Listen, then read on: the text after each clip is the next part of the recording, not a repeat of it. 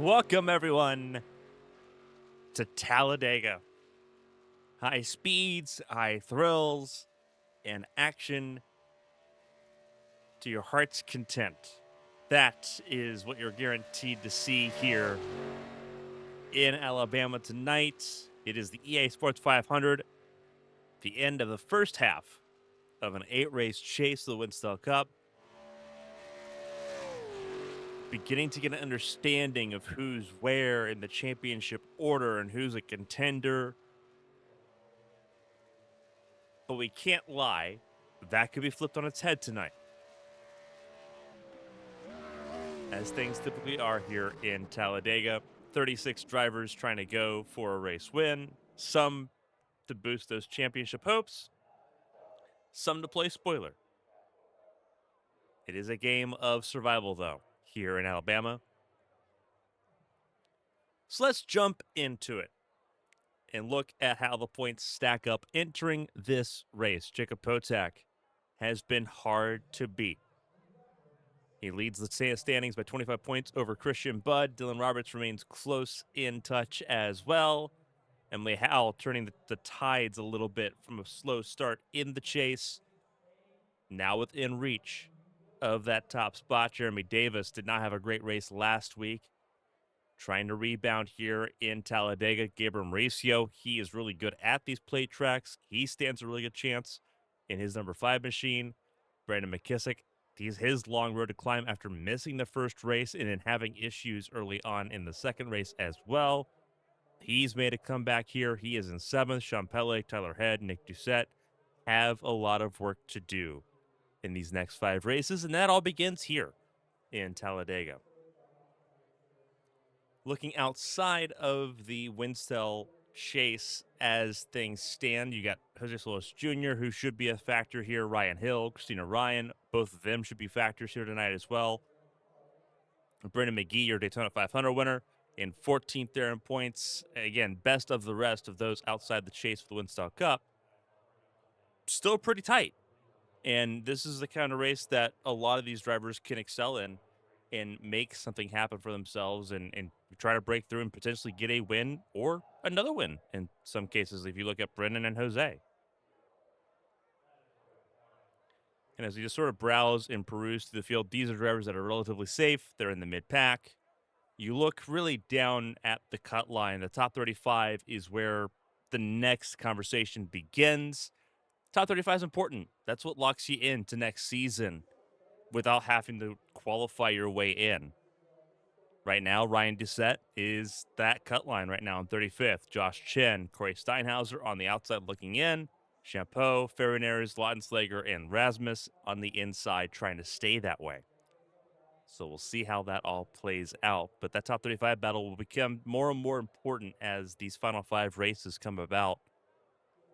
And again, it's 5 weeks of constant racing. There's no break between now and the finale. So momentum is going to be crucial on both sides of that battle. Qualifying has been underway. Just about everyone that wants to run a qualifying lap has done so. So we'll run the ticker at the top of your screen here. It is going to be Nick Doucette that gets pole position. Very needed for that DuPont Chevrolet. His teammate Sean Pele will be alongside him on the front row as we get through all of this racing here. We'll go ahead and pull up the full qualifying results here. Now that we've got them all, it is a game of inches here at Talladega when it comes to single car qualifying. The Hendrick cars a little bit above the rest of the group. Dylan Roberts, Christian Budd, the Roush cars in row 2. Austin Reedy, Emily Howe in row 3. Had a Parker Alexander and Kyle Benson. Jeremy Davis and Christina Ryan make up row 5. That is your top 10 in the qualifying order. Evan Melanson and Evan Locke in row 6. Row 7, Jacob Potak, your points leader, alongside Brandon Coppinger. Mike Rasmus, Ryan Moyer in row 8. Row 9, Jordan Barabee and Gabriel Mauricio. Brendan McGee and Tom Willett in row 10. That's your top 20. Lucas Davila, the Argentinian, off of one of his best races in his Winstel career last week, qualifies 21st, a little bit lower down the running order, but again, it's Talladega, anything can happen. He's alongside Craig Lautenslager in the 99, Brandon McKissick, Matt Skipper in row 12, Kirk Marble and Tyler Murray in row 13. Tyler King, the rookie, alongside Corey Cook in row 14, row 15, Brandon Cruz and Chris Bishop. Your final 6 in the qualifying order did not set qualifying times. Philip Snipes, Jose Solis Jr., Steve Brown, Ken Huff, Corey Steinhauser and Hayden Repas will round out this field of cars tonight. As you see the cars lined up, ready to go, racing on the grid. The formation lap begins.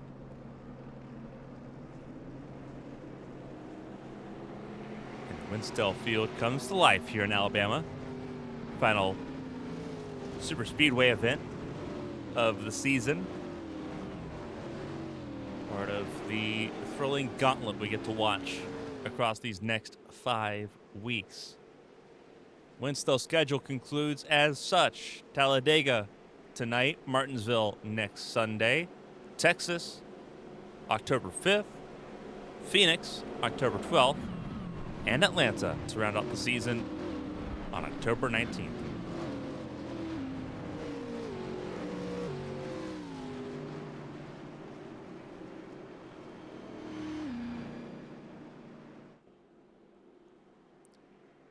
Be exciting to see how this all plays out. Ticker at the top of your screen.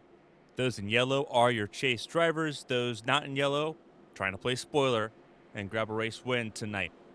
Bottom ticker on your screen, your scores across the world of sports. NFL, college football, NBA, soccer scores around the world. If you missed something, keep an eye on the bottom. You'll find it.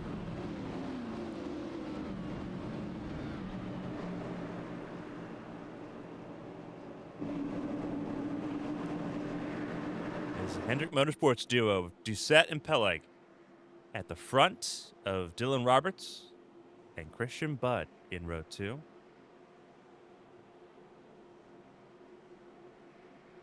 Going to be exciting to watch this field take flight, figuratively and potentially literally.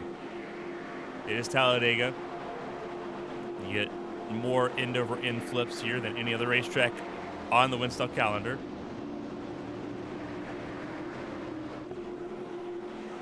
50 laps. Looking at like potentially a 2 pit stop race here without things sitting. We'll see how it plays out here. Green flag flies. The EA Sports 500 is underway. Let's go racing at Talladega.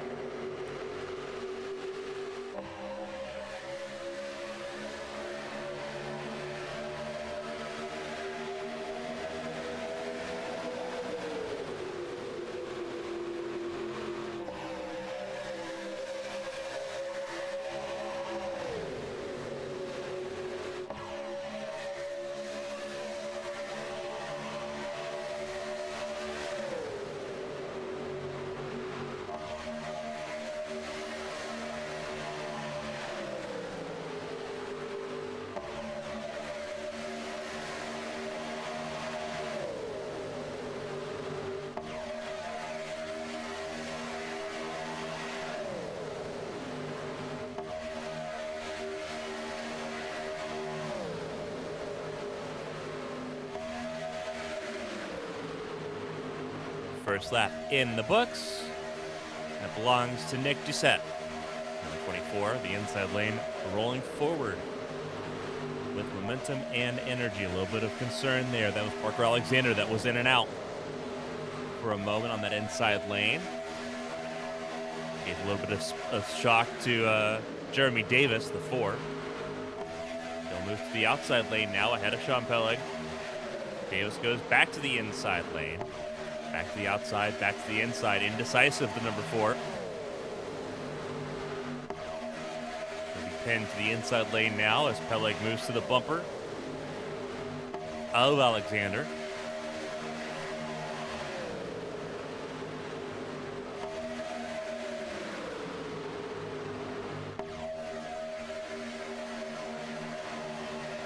Here comes Austin Reedy to the front.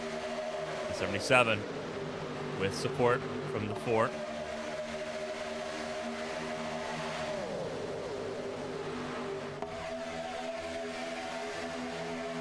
Emily Howe dropping back the 15 car outside lane. Moving to the back.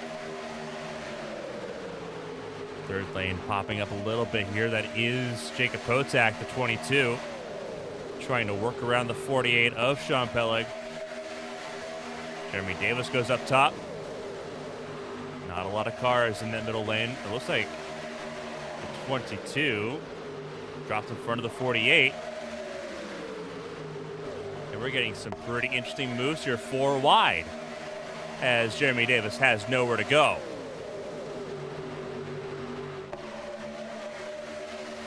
And Davis will slot in line here. You'll get back into the middle lane safely. A little dicey there early on in the opening 5 laps of this race. We're on lap 4.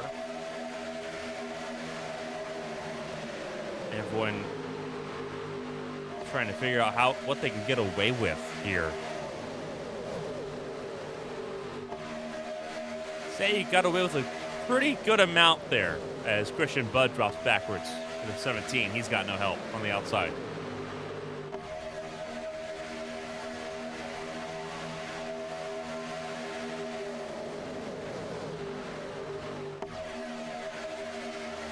These laps will go by quickly the more we run under green.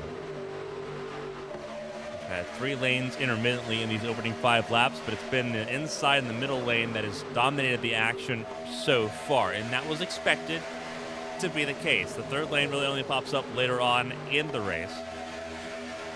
Right now, everyone's playing it a little bit more conservative, a little closer to the vest. No one's wanting to show their full cards just yet, and that's a smart way of playing it. Everyone figuring out how quickly they can move from the back to the front and how quickly they can move you to the back involuntarily.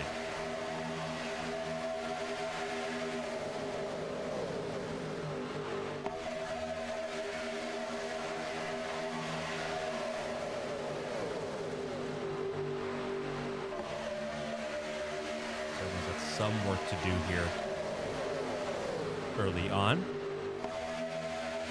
Of course, there's some drivers who believe that the best strategy is just stay up front as much as you can. Avoid the inevitable melee that comes at these races in Talladega.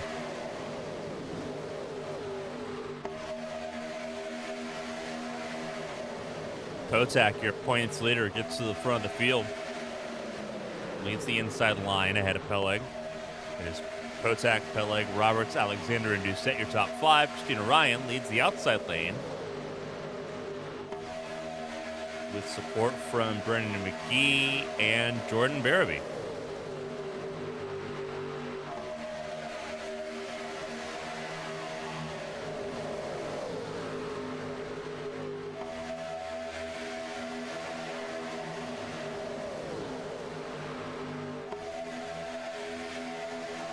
The inside lane's where everyone's at the moment. Not a lot of support on the outside lane. Pretty reminiscent of what we saw in the HTL Daytona 500 just 6 days ago.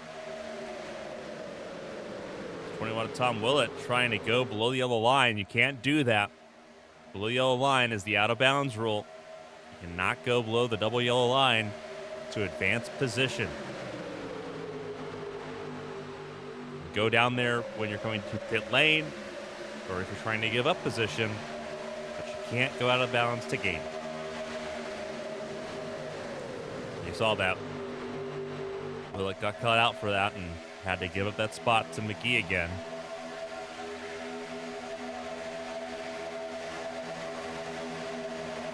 So he will stay in line.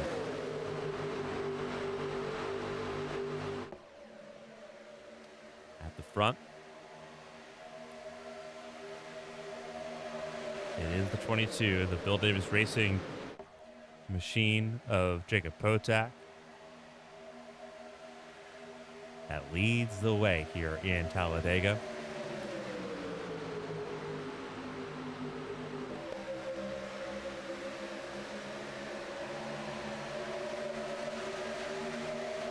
Parker Alexander dropping backwards pretty heftily. Him and Nick Doucette, not a lot of help.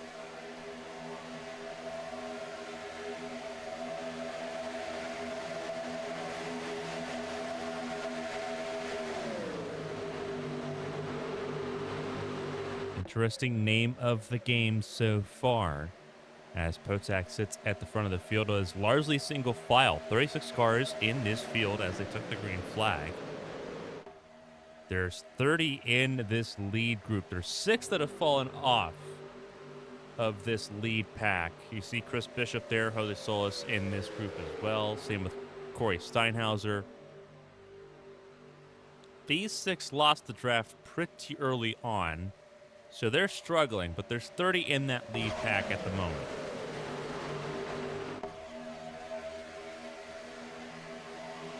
So we'll see how that plays out. I think they were expecting a little more chaos than what we've gotten so far.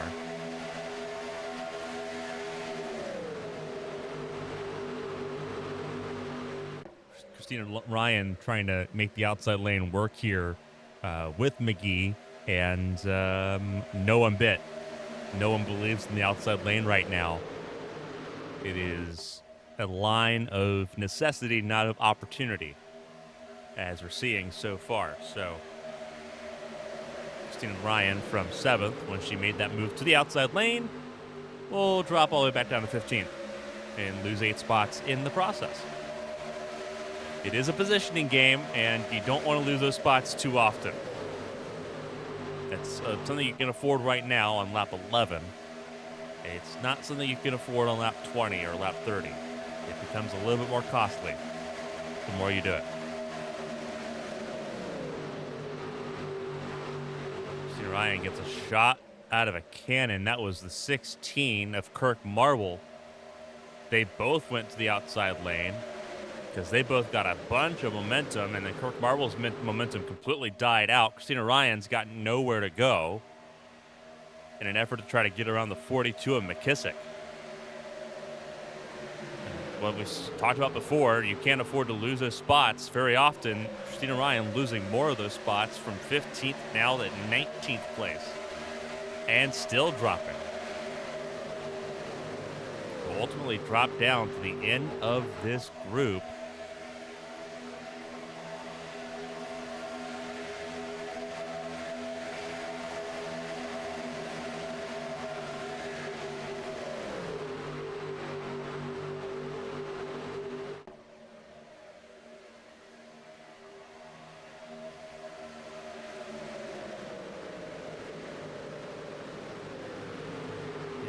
Wild to me how this has played out so far.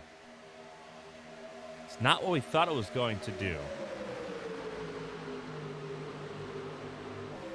Everyone's single file, and I understand that the fuel window's close as far as if you can make it to a one stop. I don't know if that is the cause for the single file line at the moment. I guess as we get closer to lap 25, we'll see.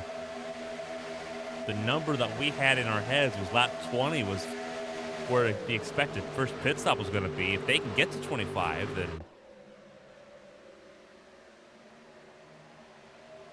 that changes the game just a little bit.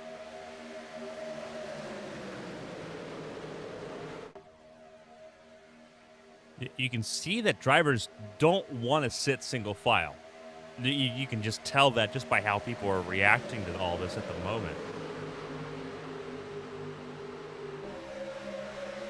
Look just behind the 2 of Evan Locke. Mike Rasmus was peeking to the outside lane there. Trouble further behind. And it's Jordan Barabee. Barabee's had some sort of issue. We'll take a replay here of what happened to Jordan Barabee. What happened to the 41?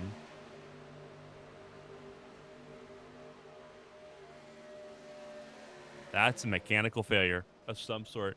That is a mechanical failure, a technical failure. That is something that has failed on the 41 car. He had lost the draft.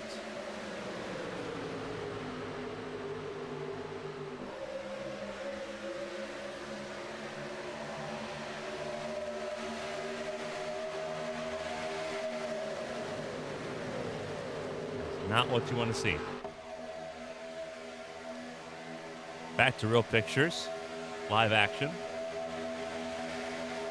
Outside lane continuing to try to make something happen.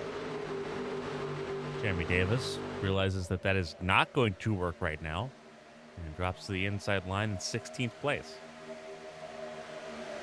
But again, it is an exercise in futility right now. The outside lane just is not hooking up. Not through lack of effort. There's just nothing going on that outside lane right now. And that is not what was expected here in Talladega. Usually, you can force something to happen on the outside lane and get somewhere. Not right now. And it's going to be frustrating for drivers in this pack right now that don't really have a lot of opportunities or options at their disposal to make things happen. Caution is out, and oh, this is huge. This was at the front of the field, too. That was Parker Alexander, the epicenter of that.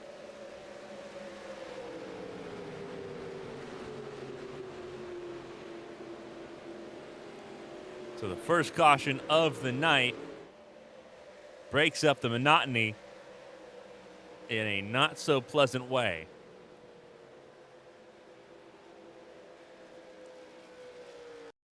So what happened here? Oh, this is bad from the get-go. This is into turn 3. Evan Locke already pointed sideways.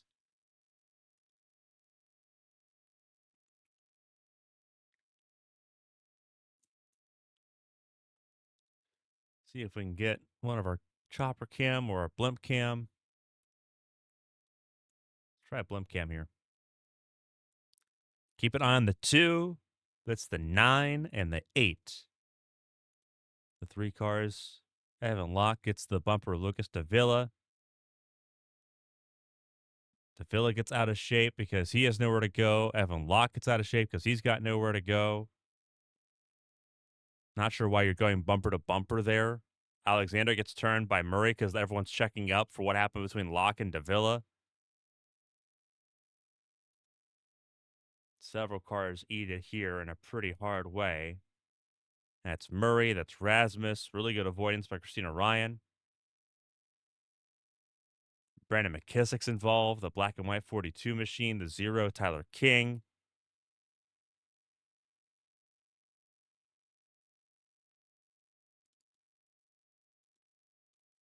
Real time. Jeremy Davis involved in that. Christian Budd involved in that as well. Several chase drivers involved early. A couple of really top names there with Christian Budd and Jeremy Davis involved. He's going to put them on the back foot in a bad way as well.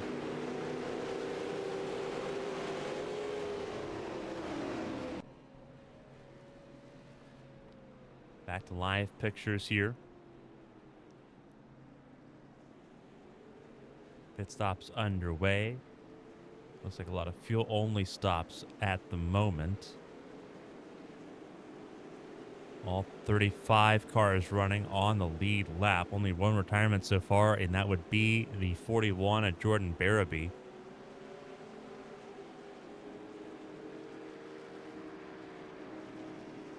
'89 of Hayden Repas doing his normal thing, staying out. He will pit this time by and drop to the back of the field in traditional fashion.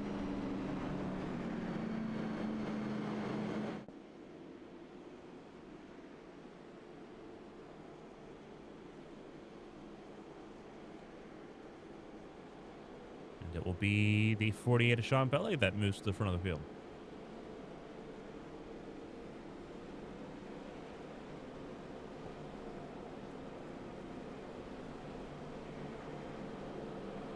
So everyone's had about 18 laps to learn a little bit about what we're expecting here at Talladega. And it is not what we were expecting here tonight with 35 cars now running. So the question becomes, how do you adjust? How do you game plan the next 30 some odd laps of this race? Because that is not an easy task.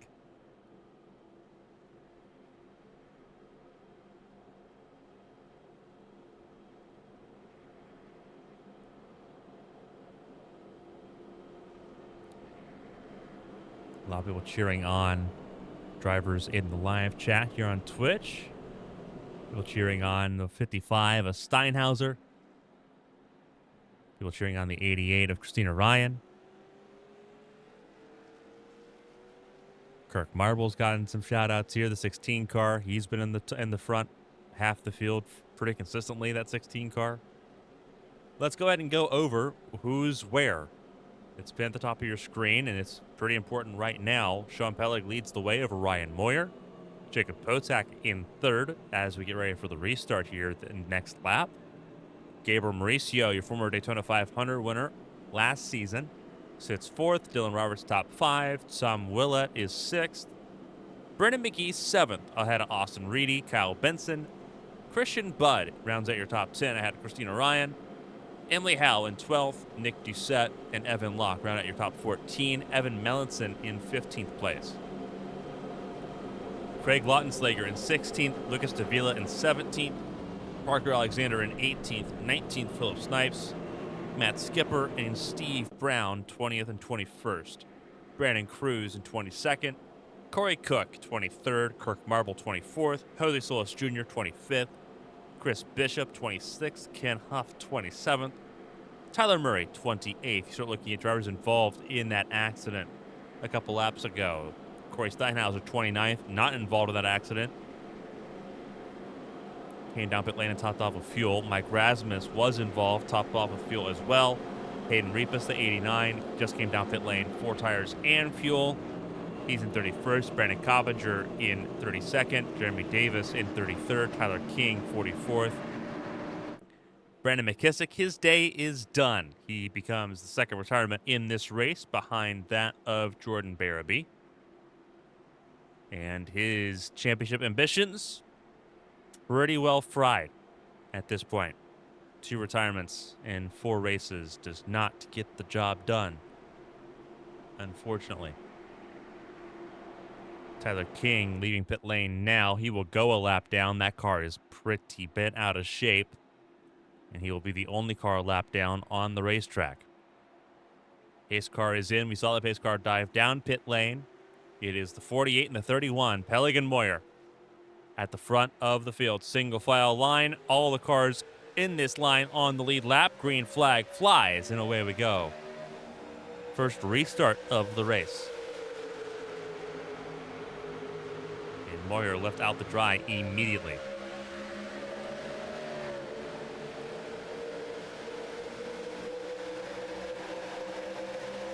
Moyer will drop down to 5th place automatically here. Willett moves up to the top 5. Moyer drops back. I know there's a little bit of a latency issue at the moment. Bear with us for a moment.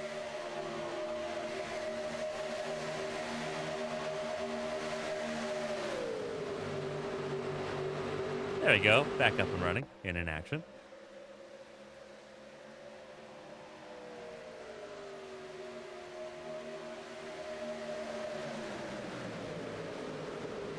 Ryan Moyer got left out to dry and is now sitting back in 11th spot. In trouble Murray.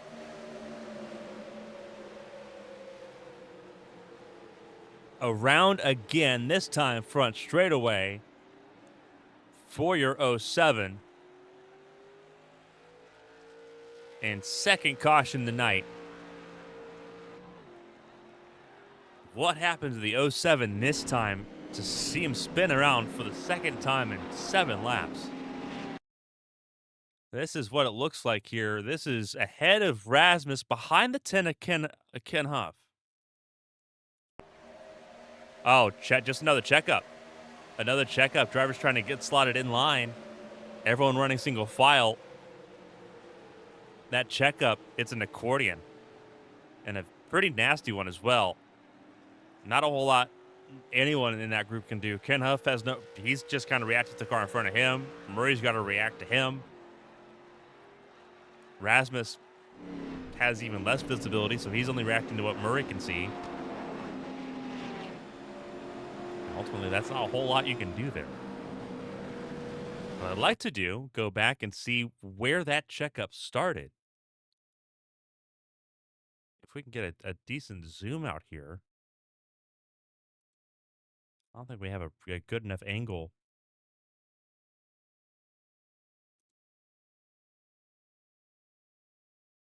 to really see slow motion here, maybe. See if we can see if where it starts. Yeah, it looks like it kind of just all starts and stops with that. I believe that's a 37 of Matt Skipper trying to just keep some space. Marble. That's the 12 of Chris Bishop. Everyone just trying to give each other. It doesn't look like it's affected much by anything going on up front. I think it just everyone just trying to give each other a little bit of space, and no one being on the same page there.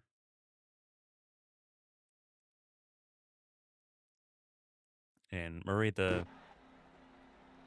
big loser out of that, will come down pit lane again.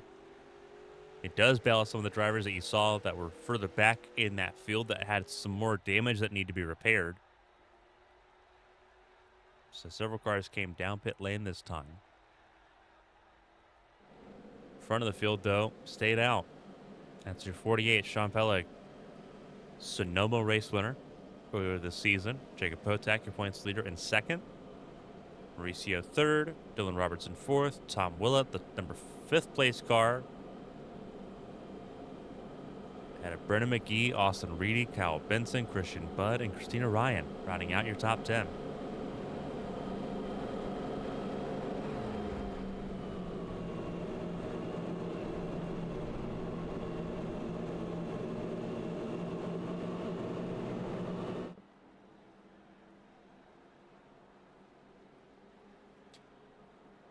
Confirmation of a technical failure for Jordan Barabee that caused his race failure this evening. Very unfortunate on his behalf.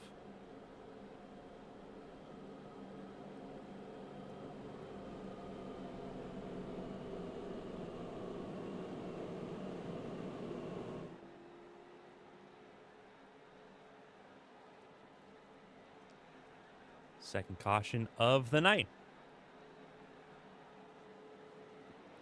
Getting ready to lead to the second restart of the night as well.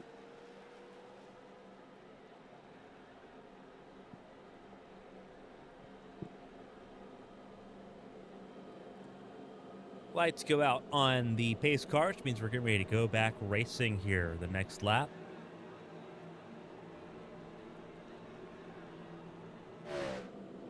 We are almost to the halfway point, close enough that we can show this. Live points as they run. Pretty big swing in favor of the 22 here at Talladega. Again, this is if things finish as they are currently running, this is what it would look like in the point standings. Potak, who is second right now, would open up a pretty significant gap on Dylan Roberts, who right now is sitting in 4th. Would open a pretty decent gap on Christian Budd as well. Gabriel Mauricio, though, would close in just a little bit in 4th there. Emily Howe, outside the top 10 at the moment, would drop more than 100 points away from the points leader with 4 races to go if things finished as they are right now. Obviously, we know that that's not going to be the case. We have coming to 26 laps to go when they cross our finish line and take the green flag. But just some food for thought. And obviously, that failure to finish affecting Brandon McKissick.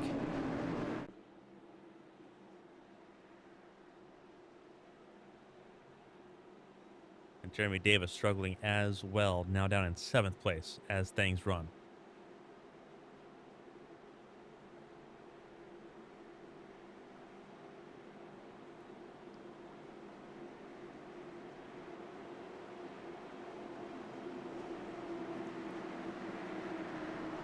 "34 cars still running, all 34 on the lead lap from Sean Pellig to Tyler King.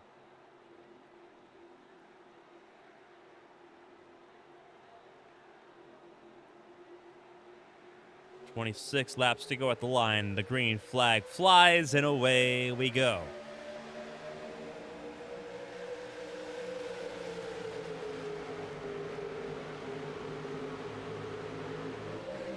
Car getting to below the yellow line, I believe.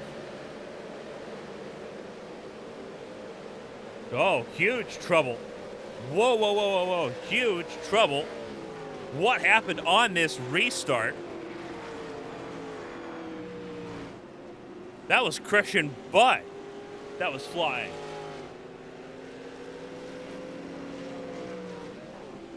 What happened to Christian Butt? We saw him go below the yellow line. What happened to Christian Butt? That's race done. For him and for Steinhauser. What happened into turn one?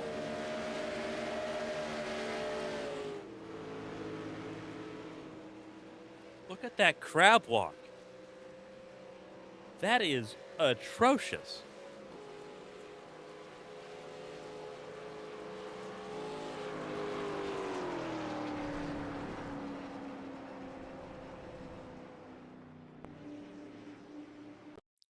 This is a look back. Austin, so the person we thought it was that went below the yellow line was not Christian Budd. That was the 77, Austin Reedy. And he got bumped there by Kyle Benson. A little bit of a checkup that pops up here. Yeah, Austin Reedy gets bumped. Christina Ryan got turned, and so did Christian Butt afterwards, and that's where we saw the flip.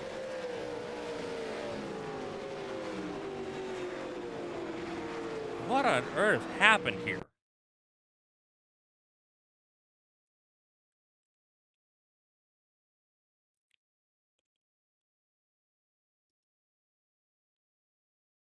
All right, so let's play this in AV in slow motion, quarter speed.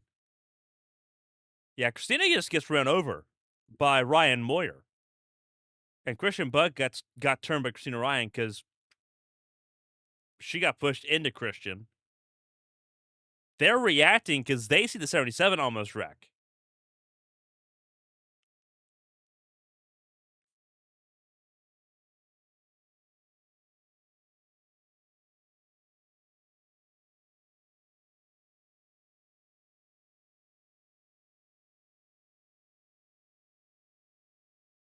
I take it back. Christian Butt didn't flip, but he did everything but flip here.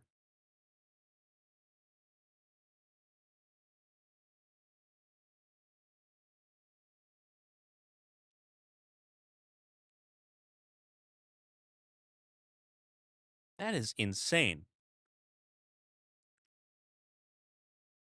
I'm not going to lie, that's a little bit silly.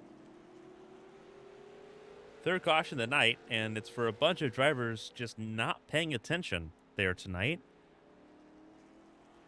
And it's affected the chase way more than I think people were ready to expect and anticipate here. Christian Budd's race is over.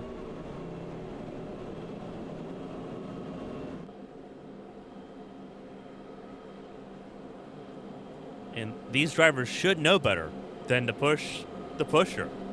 That's a saying that we use a lot in plate racing. It's when you're the third, fourth, fifth, sixth, seventh, eighth car in line, and you know that the cars in front can't go anywhere. It was Kyle Benson and Ryan Moyer failing that party foul. And as a result, Christian Budd, his hopes of defending his championship take a giant hit. Christina Ryan goes from P10 to 25th.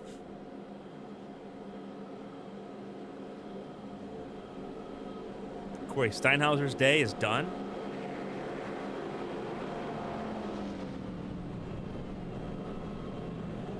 And we've just crossed halfway. Wild stuff from Talladega so far. And we still have a long ways to go.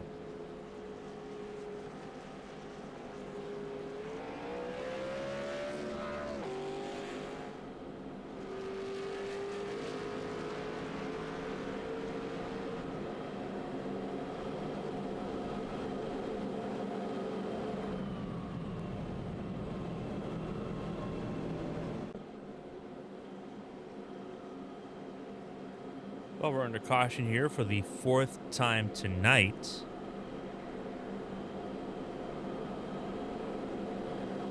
Looking at some of the scores going on at the moment.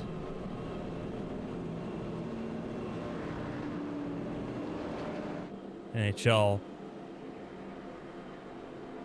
kickoff weekend here. Right now, the Kings are leading the Anaheim Ducks 3-1. That game almost over. Islanders lead the Flyers 2-1 at the beginning of the 3rd period. Kraken lead the Canucks 1-0. That game still in its 1st period.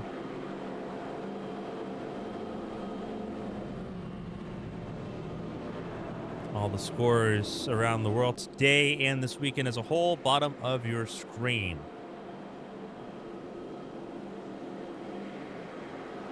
Getting confirmation that the single file that we've seen so far is not been a factor of fuel saving. That has just been the reality of the package that we have at the moment. Single file is the name of the game. Very much a la 2004.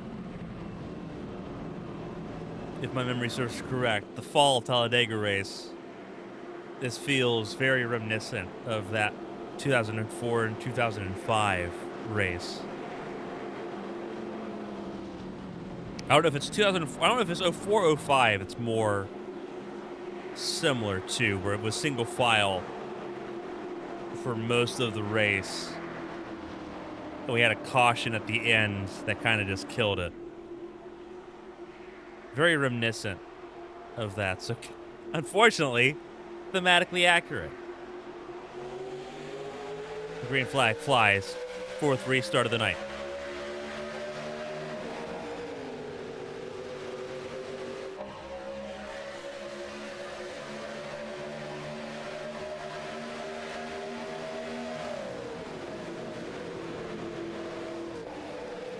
Getting confirmation that more 05.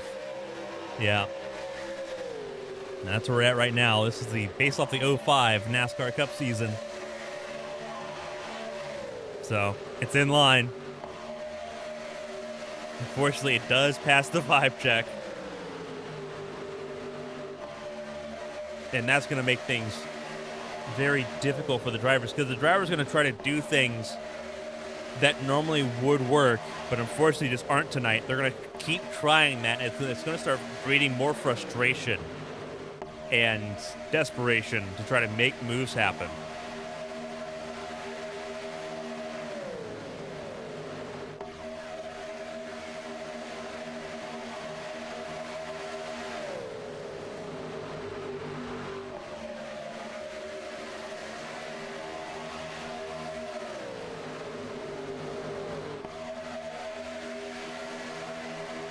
Kelly leads the way. Potak in 2nd.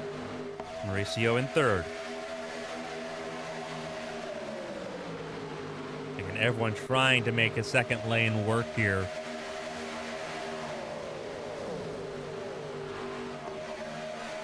I think we're at that reality where the only way you can make an outside lane work is if everyone gives up the inside lane first. And that's not going to happen.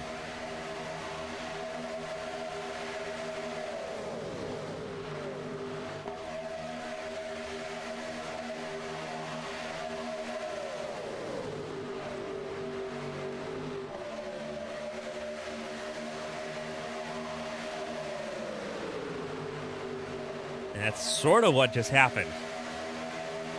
We had about 10 drivers give up the inside lane and create a massive wedge and a gap on the inside lane that had to close.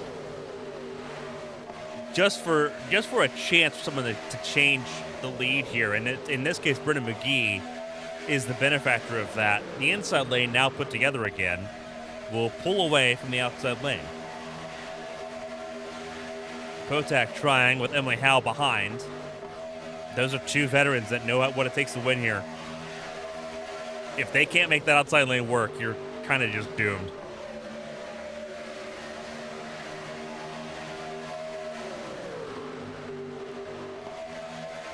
Outside lane is just pretty stacked in general. Nick Doucette's up there. 19, Evan Mellinson's up there. Philip Snipes is up there.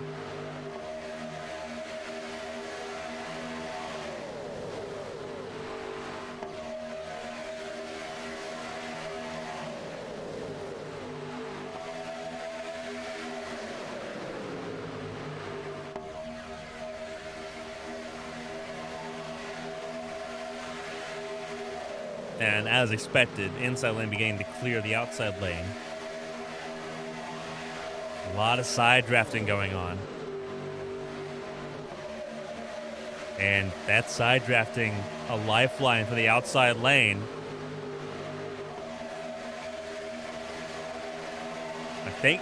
I think we just witnessed a light bulb moment. For those in the outside lane, you can't race it like a Gen 4. You have to race it like a Gen 7. So you have to side draft hard. I think that was the light bulb moment. We'll see if they can replicate it. Because now everyone's got an idea in their head. Everyone's got an idea on how this is going to play out. Because they just watched Emily Howe and Nick Doucette storm to the front.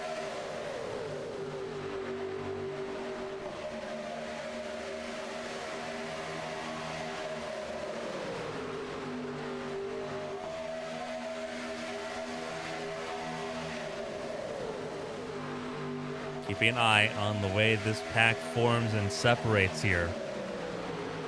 We do truly have two packs here. 18 cars in this lead group. Down to Steve Brown.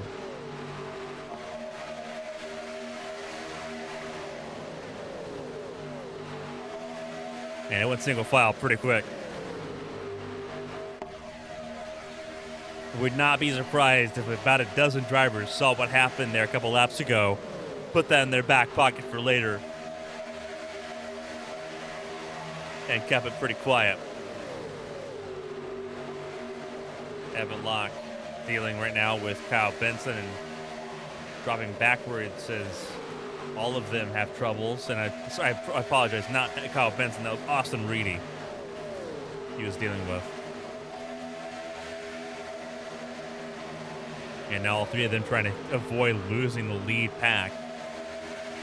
That second group you saw just behind, car in the fence. Who was that in the fence? That's Ken Huff. That's the 10. Up in the fence hard, single car. He does get down the racetrack safely. But trouble for the 10.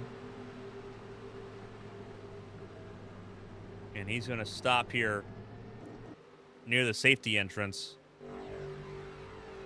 And that'll be his day done in the 10.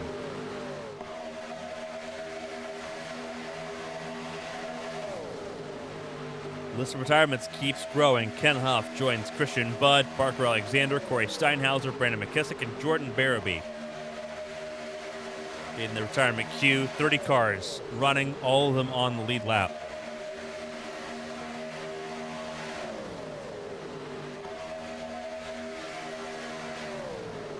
As we come to 15 laps to go.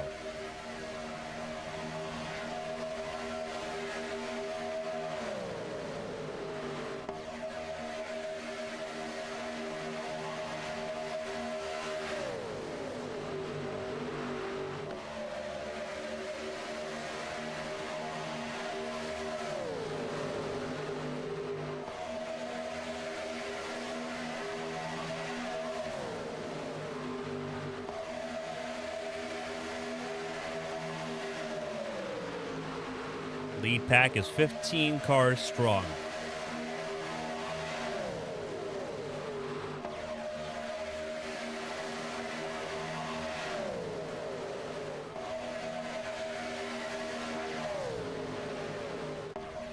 Howell leads the way. 2 race wins this season, the most in any single campaign for the 15 car. Emily Howell, former winner here at Talladega, could try to make it 3 wins in a single season.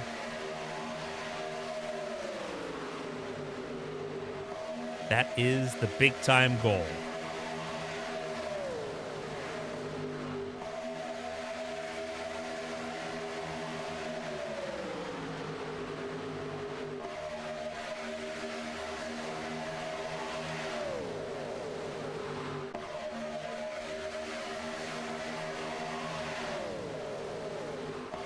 Watching the facility kind of kick in a pretty big way.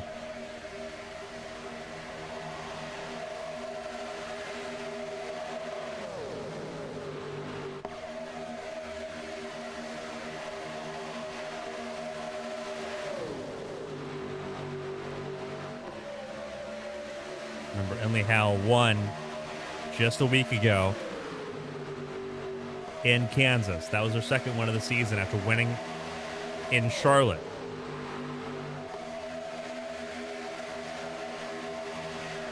Intermediates have been her playground this year. So she knows how to get it done here as well. You watch the Hendrick cars go to the front of the field. Mauricio now leading over Peleg. And they're trying to control both lanes. See them diving back and forth. Trying to read the room.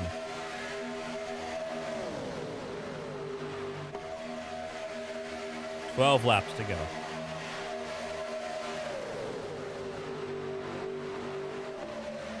Mauricio went to the bottom. Didn't work out so hot. Outside lane, now in charge. With that break in momentum on the bottom, it is Peleg, Robertson, Corey Cook.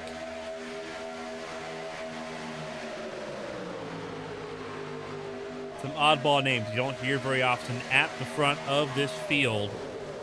Corey Cook, one of them. Tom Willett, the 21 in that conversation. Kyle Benson, the 38. We've not called his name for a hot minute.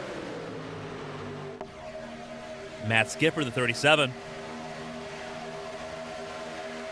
Greg Lautenslager, the 99. Also in this group. Philip Snipes, the 97. Brandon Cruz, the 20.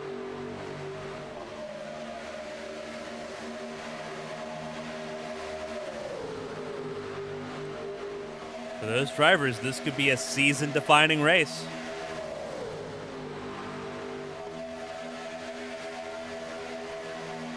They're in there dressing it up with Daytona 500 winner Brendan McGee, points leader Jacob Potak.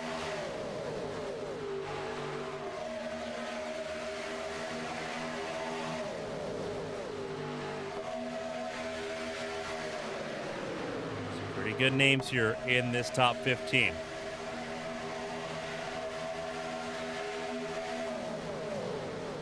Second group, about 2.5 seconds back. Kirk Marble, Christina Ryan, and Mike Rasmus trying to lead that group back in with 10 laps to go and counting.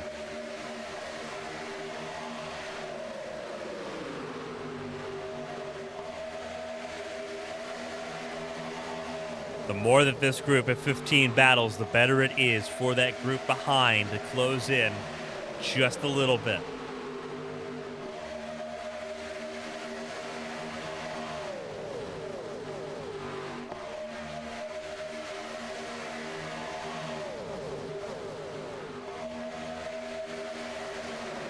Everyone moving up and down the racetrack in this top pack. It is costing them time. Is it going to cost them enough time to matter before that second group of about 8 or 9 cars? Trouble! McGee! Cautions out. Second group gets through it.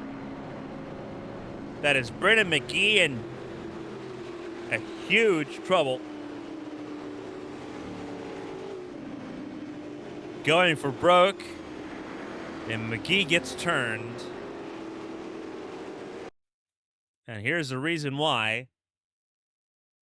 Not a really good angle there. Emily Howell behind him. Let's see if we can back it up just a hot second. 48 leading the way. It's the 9, the 5, and the 15 battling it out. Start finish line here. Just a bad bump by the 15. 6 gets a huge shot of it. So we're going to have to go to the grass to avoid. Jeremy Davis was that car that had to go very far to the grass.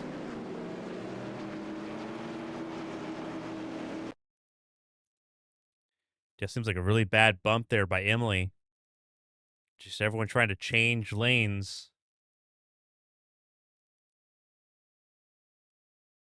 Bad bump at the wrong time. Sends McGee into a spin. Benson gets very lucky. Cook less lucky. Hard hit for Dylan Roberts. Brandon Cruz goes for a drift, but he stays safe.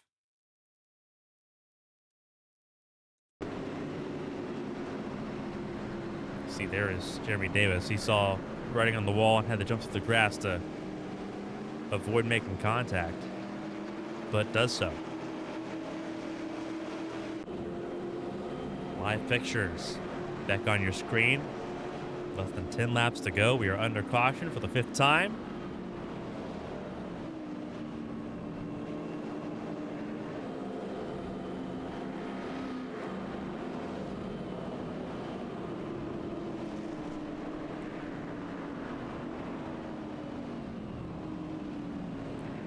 Over to caution here. Get to go over some scores. Let's start with the NFL. Week 3 action was pretty rough from some teams, pretty chaotic. Dolphins beat the Bills on Thursday. We knew that going into this weekend. That was a score 31-21 in favor of Buffalo. The Vikings hosted the Bengals and gave the Bengals their worst loss in franchise history, 48-10 in Minneapolis. The Jaguars beat the Texans 17-10. Against Jacksonville, their first win of the season over Houston. Inter-division rival there. Another division game between the Colts and the Titans. Daniel Jones leading the Colts into Nashville and with the victory, 41-20. Washington Commanders winning at home against the Las Vegas Raiders, 41-24. The Eagles beat the Rams in an amazing comeback win, 26-33.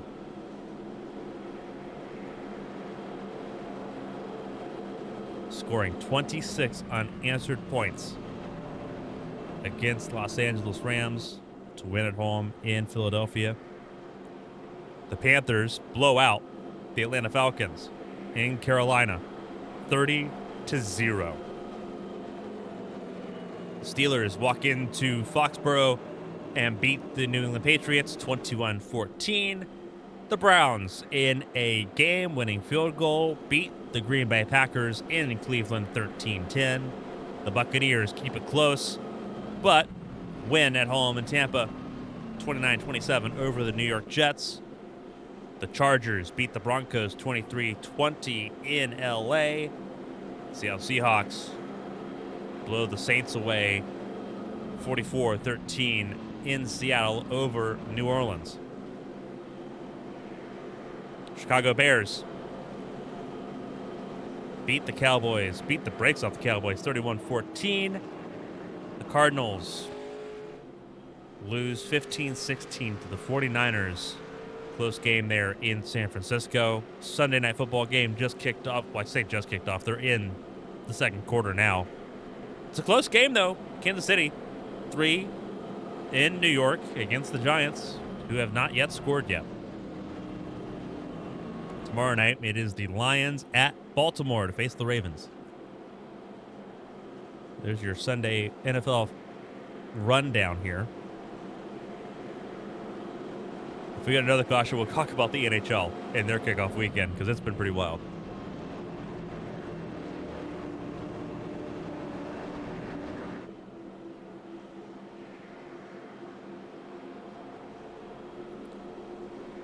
Chapelle, Gabriel Mauricio, Matt Skipper, Nick Doucette, Jacob Potak, your top 5. Kyle Benson, Greg Lautenslager, Corey Cook, Dylan Roberts, Brandon Cruz, your top 10.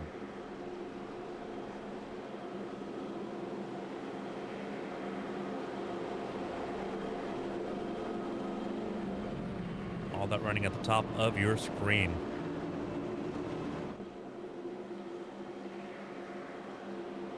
As the laps continue to wind away.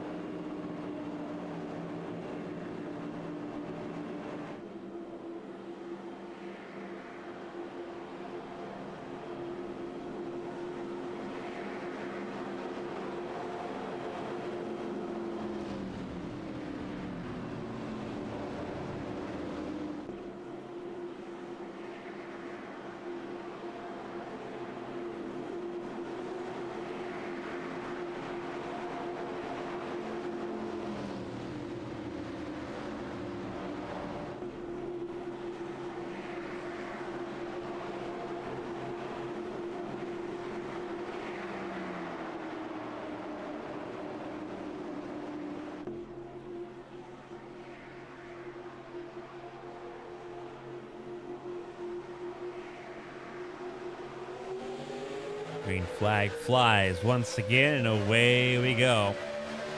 5 laps to go in Talladega.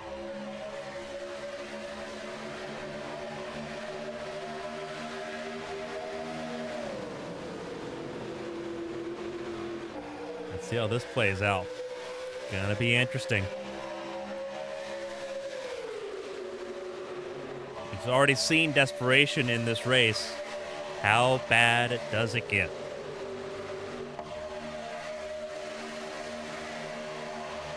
Hendrick cars 1, 2, and 3. Peleg leading Mauricio and Doucette.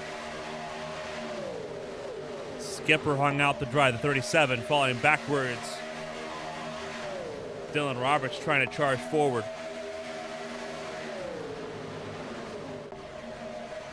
He's counting his blessings with that accident with Christian Budd. Not with Christian Budd, with Brendan McGee. Didn't make things worse. He is still running in the top 6. Benson trying to make the outside lane work. No one went with him. And it is currently the Hendrick Chevrolets, 1, 2, and 3 at the front. And everyone else has got to answer to them right now.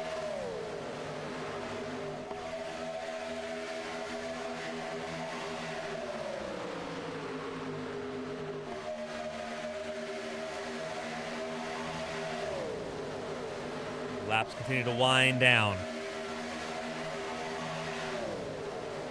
Coming to 3 to go. Potak getting shuffled back. Jumps in right in front of the 99 of Lautenslager. Couldn't make it stick though. Now put middle 3. Gets back to the inside lane. Trouble. Willett gets turned. And we're going to have a point of no return. Willett goes for a wild ride, and I believe so did Cruz.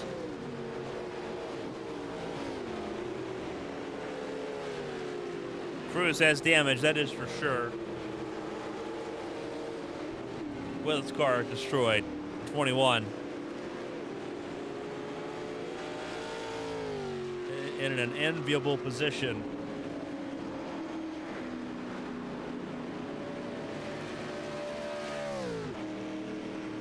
As the caution comes out again, and we will see a point of no return.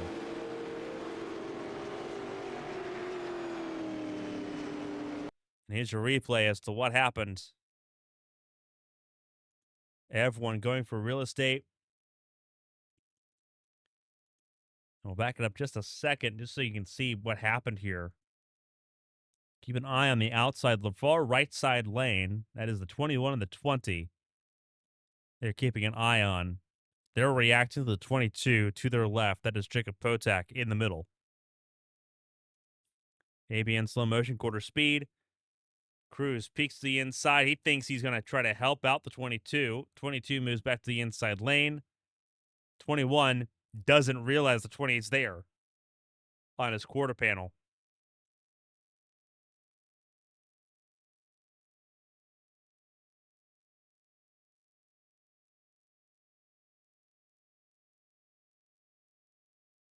That's where Cruz got his damage. Christina Ryan and Austin Reedy, nowhere for them to go.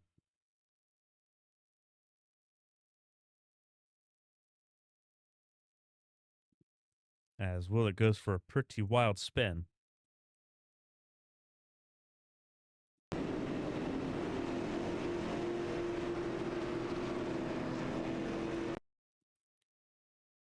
This is in full speed.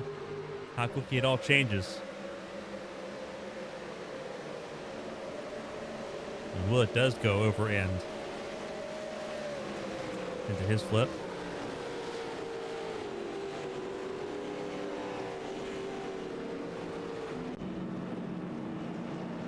Still on the racetrack, 28th position.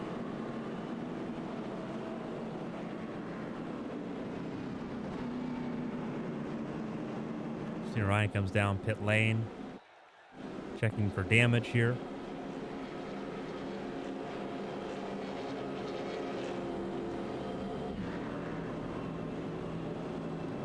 And this could be a disaster piece. Point of no return. The rules are pretty simple. One attempt at a green, white, checkered finish. No more cautions from here. Any accidents caused after the point of no return will be investigated post-race. That's where we stand. So we talk about NHL games once we got a chance to look. Preseason games ongoing, so still a pretty decent amount of time before we get to the actual start of the season here. Official NHL season begins October 7th.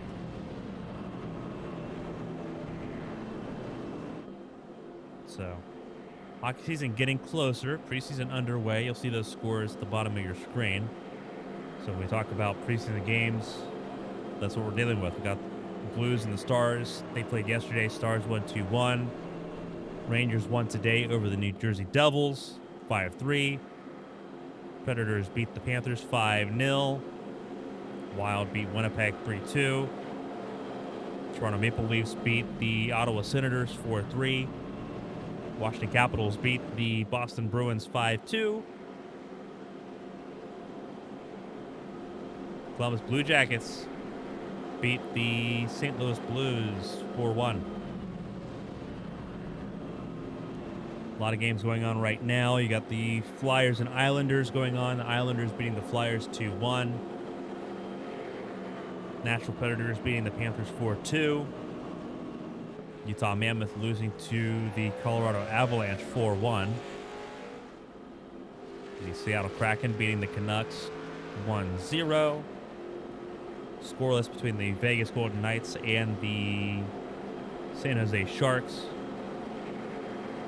Calgary Flames and the Edmonton Oilers scoreless in the second period as well. Oilers up 1-0 over the Calgary Flames. So I guess multiple games going on at the same time.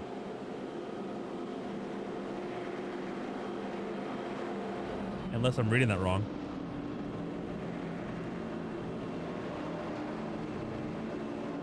Oh, I think that's a duplicate score.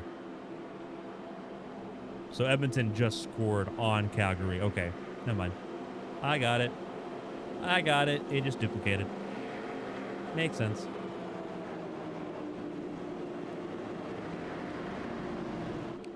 All right. Hopefully last time I have to worry about the scores in this race. Well, we know it will be because we're not going to have another caution. Let's walk through the top 5, top 10. Sean Pellig, Gabriel Mauricio, Nick Doucette, Hendrick Motorsports running the gauntlet right now, 1, 2, and 3. Dylan Roberts, Kyle Benson, top 5. Jacob Potak, Craig Lautenslager, top 6 and 7. Matt Skipper in 8th. Mike Rasmus, 9th. Austin Reedy, your top 10. Going to make a pretty decent wager that they're not going to stay that way for very long. question is, who will be in the top 10 at the end of this race? I don't think anyone has an answer. They have a lot of guesses and a lot of hopes that it will be them. 28 cars on the lead lap, and all 28 of those cars are those running. Pretty decent list of retirements here. 8 cars out of this race, from Corey Cook all the way down to Jordan Barabee. If you're on the lead lap in one of those top 28 cars, you've realistically still got a chance. So let's see how this all plays out. 2 laps to go in the EA Sports 500. Green flag flies, and away we go.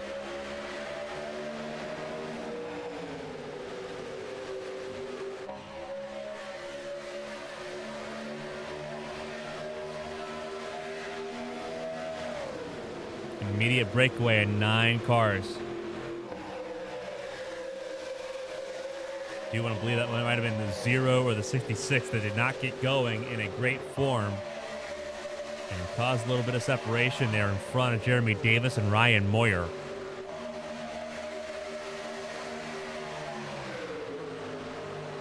One, two, three. For the Hendrick cars, Dylan Roberts trying to make some inroads. He is just 1 car, though, on that outside lane. It's 1 versus 8 as things sit. Coming around, start-finish line, not in the tri-oval. It's after pit exit. And here they come to grab the white flag. 1 lap to go in Talladega.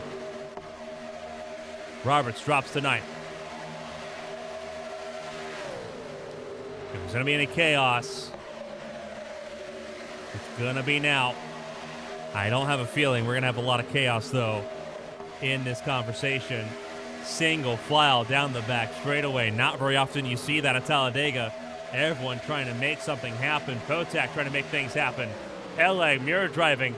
Don't wreck your teammates. That's rule number 1 of racing. We've seen Hendrick Motorsports fail to do that. Trouble. Mauricio spun by Doucette. Roberts collected. Huge crash out of 4. Enormous crash out of 4. And it will be Sean Peleg who wins his 2nd race of the season. He wins in Talladega. And they wreck huge on the final lap.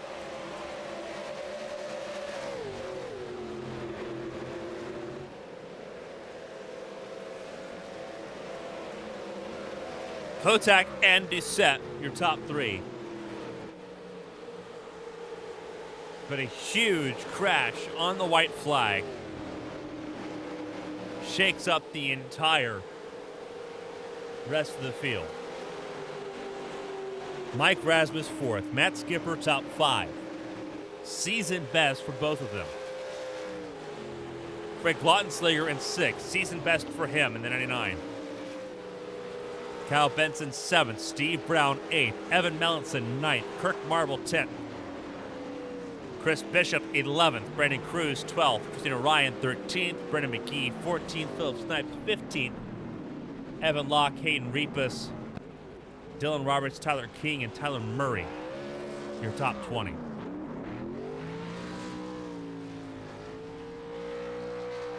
Here's your race winner, Sean Peleg. Victorious tonight in Talladega.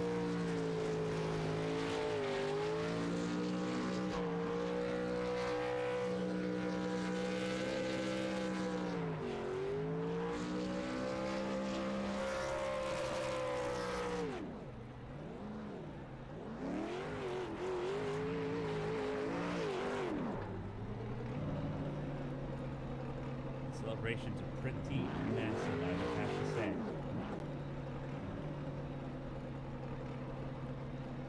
'48 Sean Peleg wins in Talladega.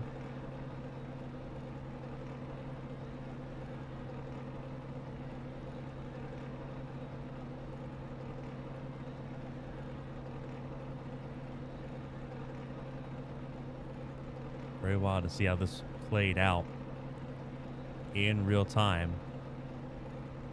Again, wild crash. Really, it all kicks off through turn 4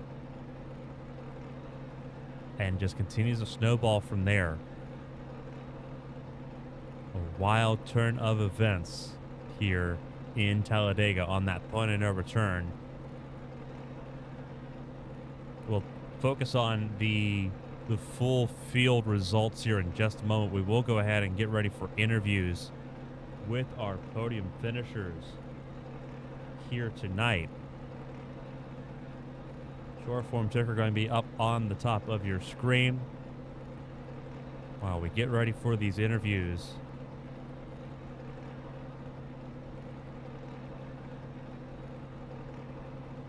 And we will start with Nick Doucette, 24, and grab his thoughts and opinions on this race. Nick, this is Carmen from the ABN booth. You got a copy?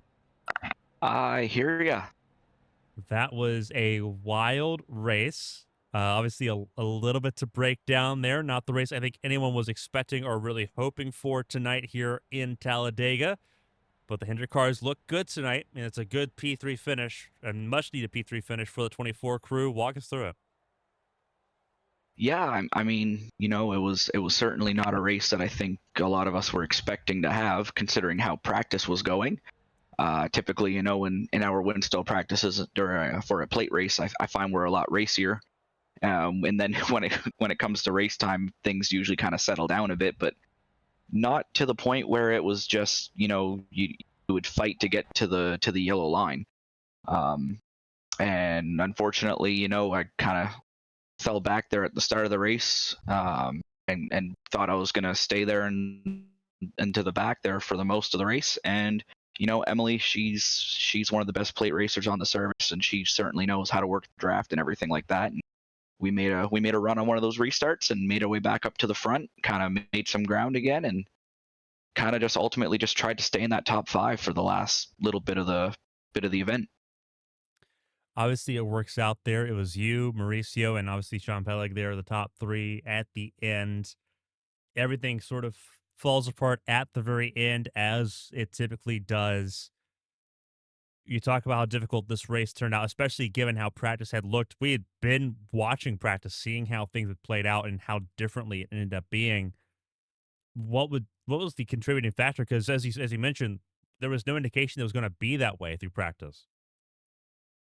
Yeah, I just think like during practice we're going 110%. Like we're figuring out what does and what doesn't work, and kind of driving over the top of our heads just for the heck of it. But when it comes down to race time, we just we kind of settle down, we use our heads, and it's a chase race and a plate race, so you just know what's going to happen, so you just try to find your track position and then just hold on to it. But like you had said, the Hendrick cars, they were working well there until until the last second. I really do want to apologize to Gabe, because the intention of mine was to not. I didn't want him to expect me to make a move on him. I was just reacting to the 22 behind us and trying to get that Hendrick 1, 2, 3, and was just trying to protect Sean and Gabe, and just made a reactionary move, and it just Gabe tried to react to that as well and got hooked, so it kind of messed up that plan of having a 1, 2, 3 finish.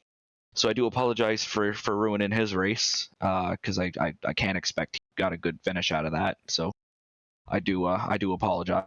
I've had an awful season, so I know how frustrating it is to have a good race going and then have it all crash down in the closing laps. But overall, it was like you said, it was a good race that I needed to have. Wasn't expecting to have a good race considering how bad the season was. So I'll take them however I can get them, I guess. And obviously, we go from one wildcard track to another. Martinsville next week. We've seen short tracks really come alive with this revived Gen 4 car. Some would argue at the expense of these larger tracks. We've had a little bit of complications getting some of these races going. It seems like the intermediates are good, but now the super speedway seem to be difficult. The short tracks seem to be pretty consistently good. Does that give some hope for Martinsville being a good race with the 24 crew? It was until it wasn't at the end last season. Yeah, I mean, I'm kind of hoping that Martinsville will be a good race. To be honest, I don't really remember how Martinsville went last year, but it sounds like it wasn't a good finish, which I wouldn't be surprised about that. It's Martinsville of all things. But yeah, I mean, you just gotta gotta hopefully qualify good enough, stay up front, and be mindful of the bumpers with the new Gen 4s and whatnot. I feel like they're more solid, but you still got to be careful with how you use them if you do choose to use it. Just try to maintain your track position and hope that it's a good race.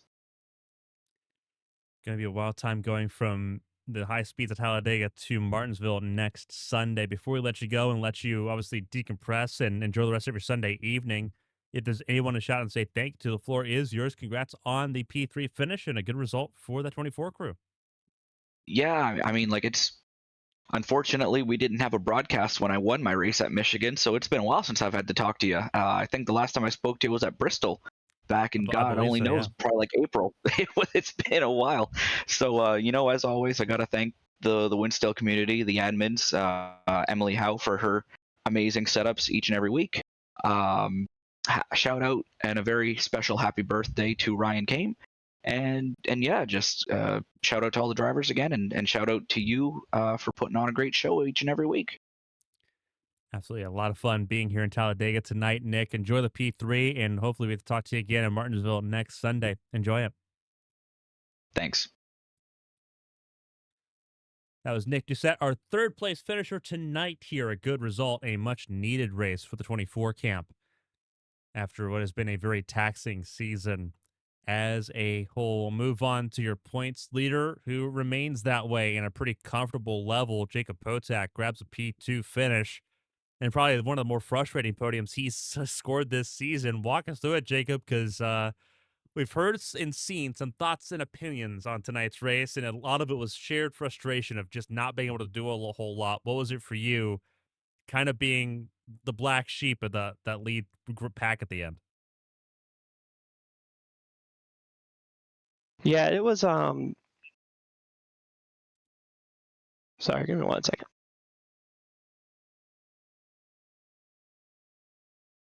I'm back. Sorry about that. Yeah, it was really, really tough. Like I think somebody was saying that because it's so easy to lose the draft, everyone has to drive that little bit harder, and there's already so little margin for error on these tracks that you're just gonna end up having frustrated people and frustrating situations. So I just tried to make the most of it whenever I could. I know there was just so many decisions you had to make at all times. Like you struggled to even sit comfortably and ride. You always kind of had to be thinking, how do I not get moved out of the draft? How do I not fall off the pack? So there were so many decisions, and I know I definitely didn't make the right one every single time, but made the right ones when it counted and got definitely the best result I could have asked for. Honestly, like this feels better than a win. Obviously, this was a race we kind of circled as being a very potential wild card type of event. Obviously, we know what Talladega's typically done. And it's been a theme for your chase so far that the chaos races, you find a way to still be up near the front to score those points, even if it's not race wins. It's consistent points to extend that gap. And what a gap you extended here tonight in Talladega. Now you're approaching about a half race lead going into Martinsville, which is another race that could be an upside down, topsy turvy race. Has that been crucial for you this season in terms of not only getting the race wins early, but also being able to sort of just be calculated and know that, hey, second place is better than 28th right now. Let's not get too overambitious. Yeah, definitely big emphasis on that last part. You said the second to last restart, I knew there was a lot of stuff was going to happen, and there's going to be a lot of choices, and got to make the right ones. I definitely felt that second to last restart. I restarted sixth, got closer up to like fourth to third, and then just started making some over aggressive moves.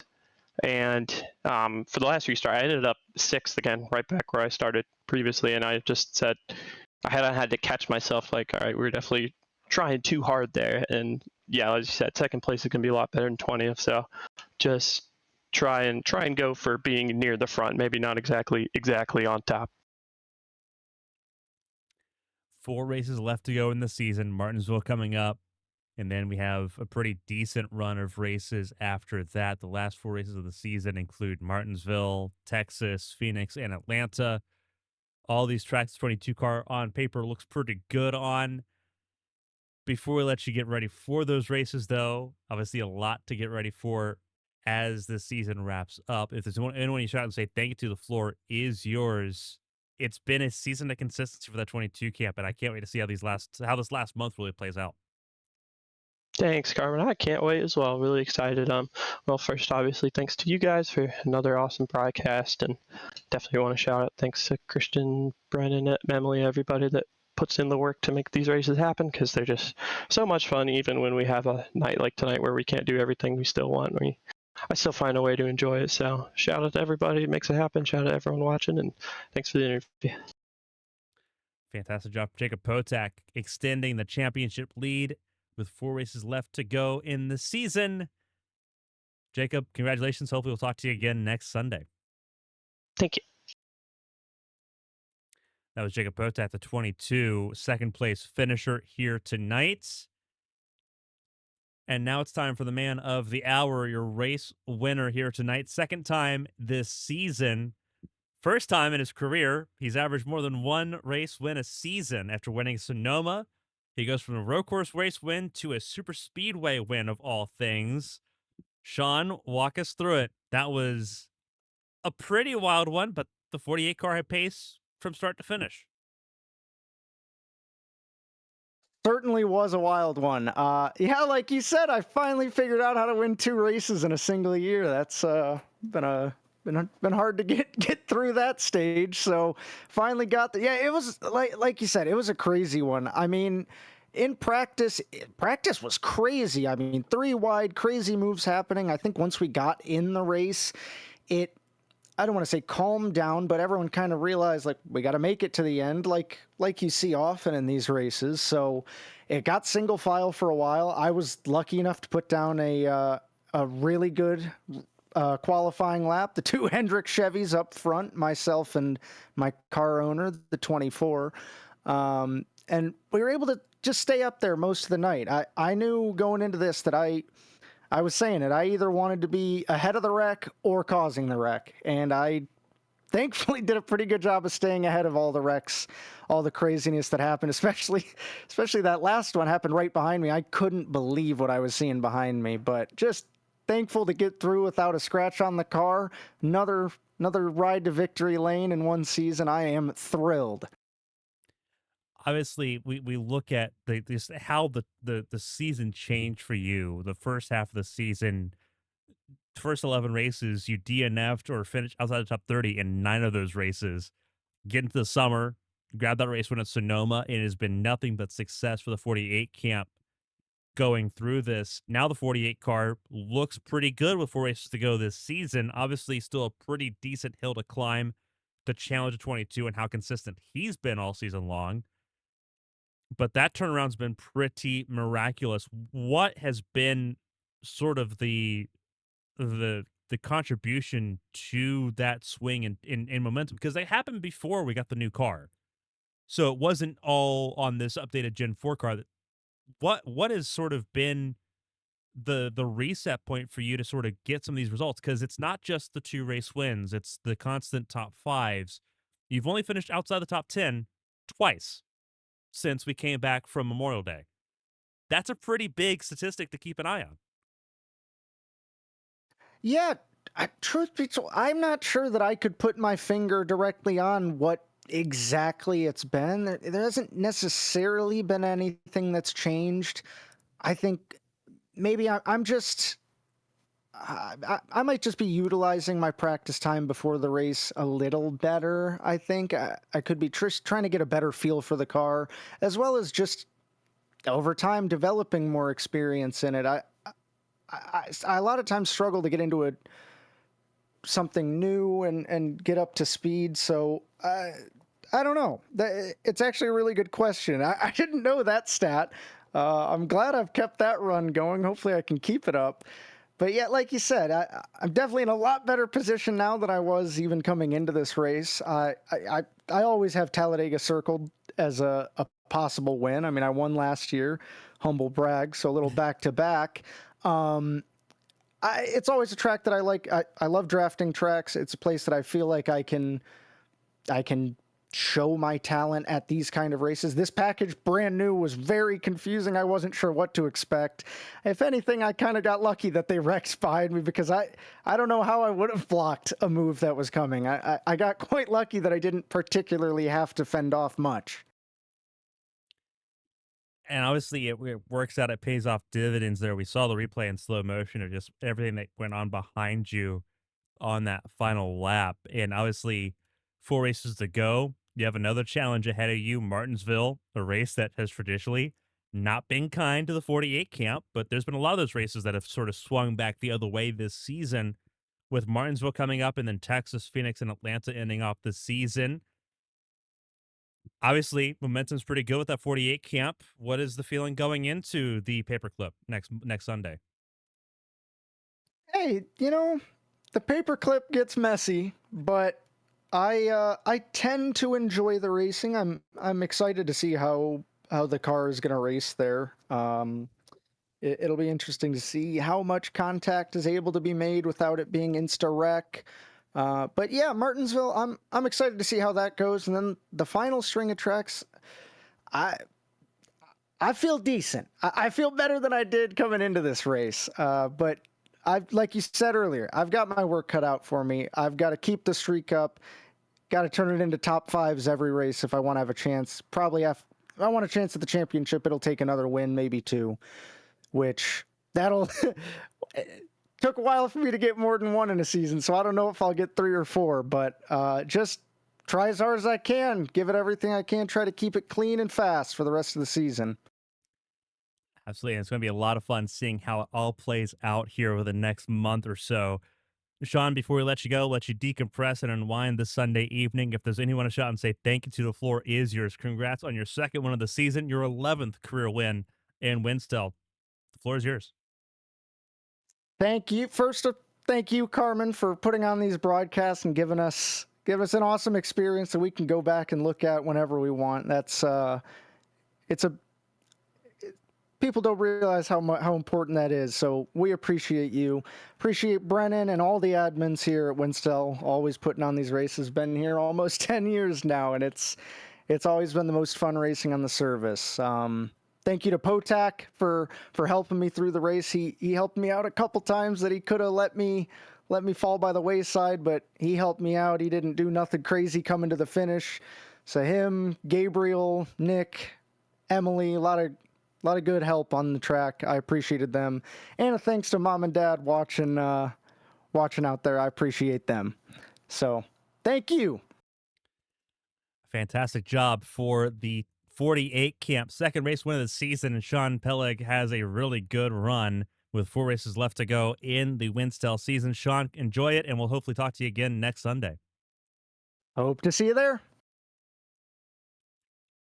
That was the race winner tonight. We heard from all 3 of our podium finishers in a great way to have the race come to an end there for Sean here tonight. Let's go ahead and go over the race results. A little bit to go over as the dust settles here in Talladega. Sean Peleg, Jacob Potak, and Nick Doucette, your top 3.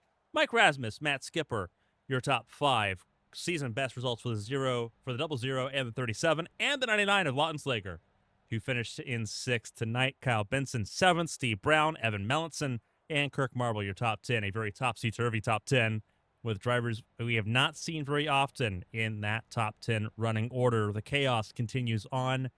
Outside the top 10, Chris Bishop, Brandon Cruz, Christina Ryan from the back to the front at the end, paying off with that chaos that they watched unfold. Brendan McGee in 14th, Philip Snipes in 15th, ahead of Evan Locke, Hayden Rapus, Dylan Roberts, Tyler King, and Tyler Murray running out your top 20. The 21, Tom Willett is in 21st.